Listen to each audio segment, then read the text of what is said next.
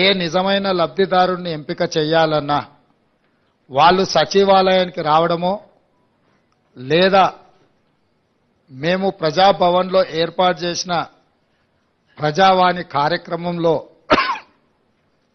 వాళ్ళు వచ్చి వినతి పత్రాలు ఇవ్వడమో పేద ప్రజలకు అది అత్యంత భారమైన పని.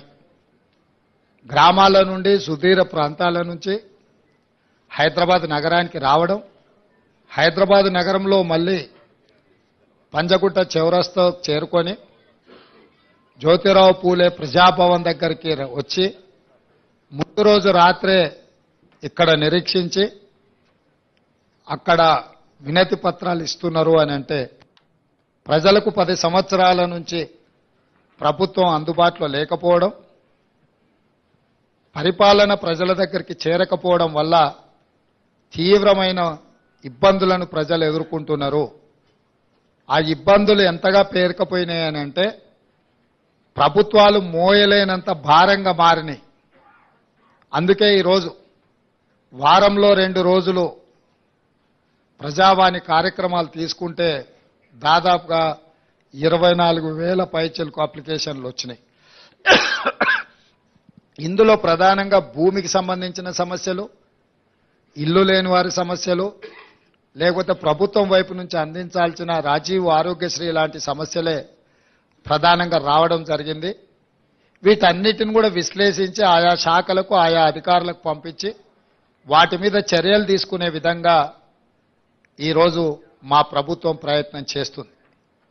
అందుకే నేను సహచర మంత్రులందరితో మాట్లాడినప్పుడు ప్రజల్ని ప్రభుత్వం దగ్గరికి రప్పించుకోవడం కాదు, ప్రభుత్వమే ప్రజల దగ్గరికి వెళ్ళడం ద్వారా ప్రజలకు న్యాయం జరుగుతుంది. ప్రజలకు హైదరాబాదు రావడానికి అవసరమైన ప్రయాణ ఖర్చులు కావచ్చు, లేకపోతే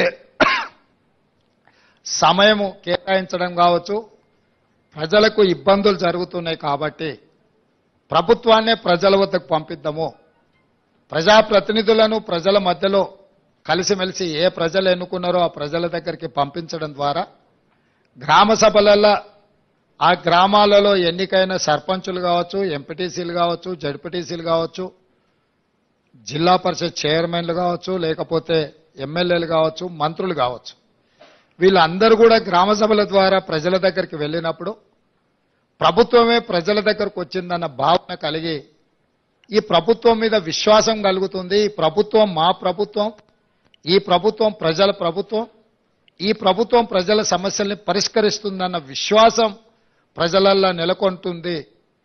ఈ కార్యక్రమాన్ని విజయవంతంగా అమలు చేయడం ద్వారా, ఈ కార్యక్రమాన్ని విజయవంతంగా అమలు చేయాలి అనంటే వాళ్ళని ప్రజావాణి కార్యక్రమానికి ప్రజాభవన్కు రప్పించుకోవడం కాదు, ఇక్కడ ఉండే గతంలో ఘడీల ముందు ఘడీల లోపల జరిగిన పరిపాలనను గ్రామాలకు చేర్చాలన్న ఆలోచన మా ప్రభుత్వానికి వచ్చే ఈరోజు ఈ గ్రామ సభలను ఏర్పాటు చేయడం జరిగింది.